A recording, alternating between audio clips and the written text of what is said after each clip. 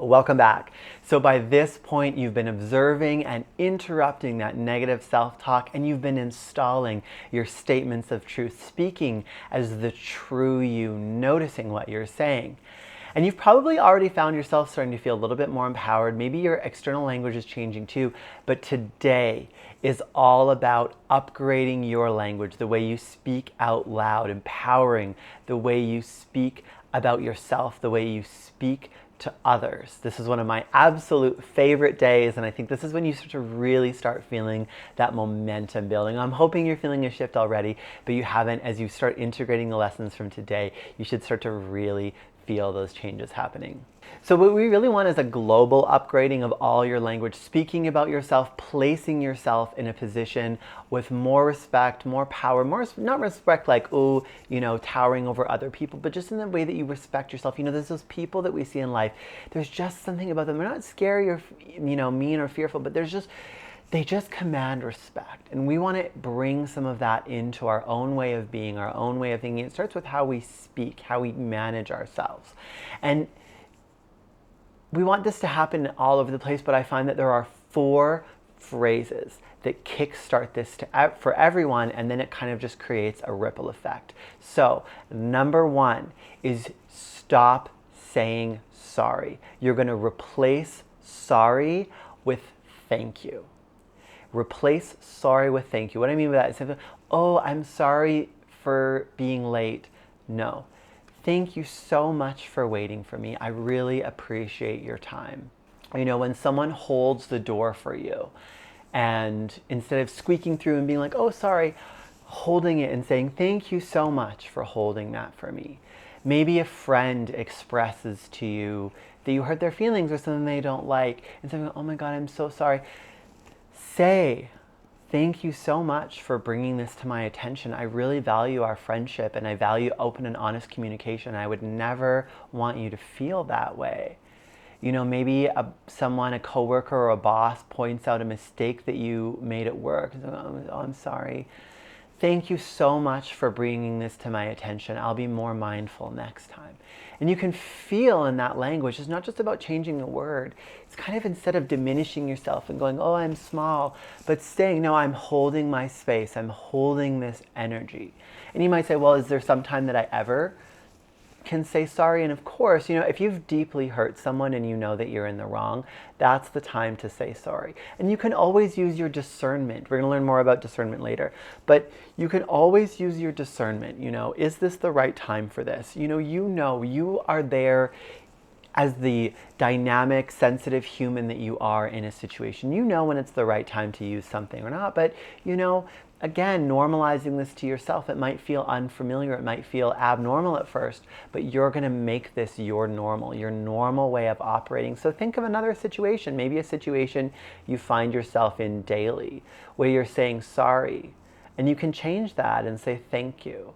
It feels like, I don't want to get too much into power dynamics, but it feels like sometimes when we're saying sorry, we're sort of like giving up a little bit of our power and making ourselves small. We say thank you. It's very often more like we're holding our ground. And we're not doing this in a manipulative way or, in kind of a gaming way. We're doing it in a way where we respect ourselves, we carry ourselves and communicate with integrity. So change sorry to thank you. Number 2. Is you're going to change I have to I have chosen to.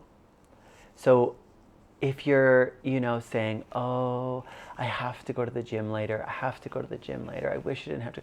No, you're going to the gym because you want to get fit. You chose this. So don't say that you have to when you've actually chosen to, because your mind hears, oh, you're weak, you're a victim. Go, I've chosen to do this. I've chosen to make it a priority. I've chosen to go to the gym and to be fit, to follow this nutrition plan, whatever. We do this with excuses with people too.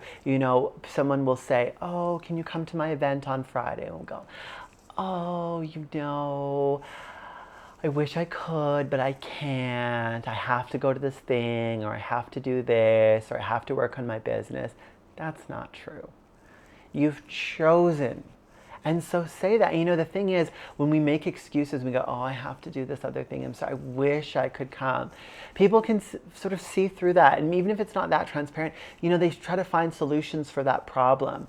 And instead of going direct to the truth, being like, thank you so much. There's a thank you again. Thank you so much for the invitation. I really value our friendship and I love to be at this to support you. However, I've chosen to make my business a priority right now. I've chosen to prioritize time with my daughter. I've chosen to have this day for some alone time, and I've chosen to make that a priority. And people respect, you know, whenever I suggest this, it's so funny. I always go through this with clients. People always think, oh, if I say that, people are going to be like, oh, no one says that. People have more respect for you. People respect kind of, and if someone goes up and down again, you know, gets really upset, it's probably a relationship worth reflecting on, because, and it's maybe worth reflecting on yourself too. You know, if it's something where someone's really obviously, you know, express that this is important to them, and you're kind of violating a relationship expectation by not going. But again, that's using your discernment. But I'm talking about all the things we do. We go, oh, I can't do this, I can't whatever. No, I've chosen to make this a priority. And even to yourself, you know, oh, I can't stay out late. No, I've chosen to go to bed early. I've chosen to prioritize my finances. I can't spend money. No, I've chosen to manage my resources. Put that power back in your hand. Stop speaking about yourself like life is happening to you. Your life isn't happening to you.